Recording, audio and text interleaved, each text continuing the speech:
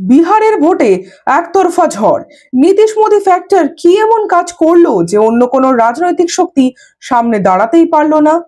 চলুন জেনে নিই আসল কারণগুলো, যেগুলো মানুষের ঘরে ঘরে সরাসরি প্রভাব ফেলেছে। মহিলা ভোটারদের জন্য বড় ঘোষণা। নীতিশ কুমারের সেই আলোচিত প্রতিশ্রুতি, প্রতিটি মহিলা ভোটারকে 10,000 টাকা। এই একটি ঘোষণায় জিতে নেয় প্রায় 1.3 কোটি মহিলার মন। ভোটের মাঠে এটি গেম চেঞ্জার। এরপর বিনামূল্যে বিদ্যুৎ নীতি, গ্রামের মানুষকে ধরে রেখেছে আরেকটি প্রতিশ্রুতি। 125 ইউনিট পর্যন্ত ফ্রি বিদ্যুৎ। যেসব বাড়িতে প্রতি মাসে বিল চাপতো, তাদের কাছে এটি বড় স্বস্তি হয়ে এসেছে। মোদি অমিত শাহ ফ্যাক্টর।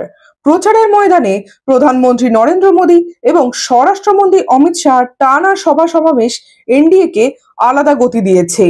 একদিকে কেন্দ্রের উন্নয়ন এবং অন্যদিকে আরজেডি আমলের জঙ্গলরাজকে স্মরণ করিয়ে ভোটারদের মনে নিরাপত্তার বার্তা পৌঁছে দেওয়া, এই দুই মিলেই ভোটারদের সিদ্ধান্ত বদলে দিয়েছে।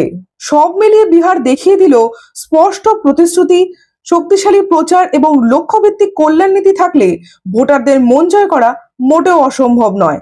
আচ্ছা, আপনার মতে কোন কারণটা সব থেকে বেশি প্রভাব ফেলেছে? কমেন্টে লিখুন।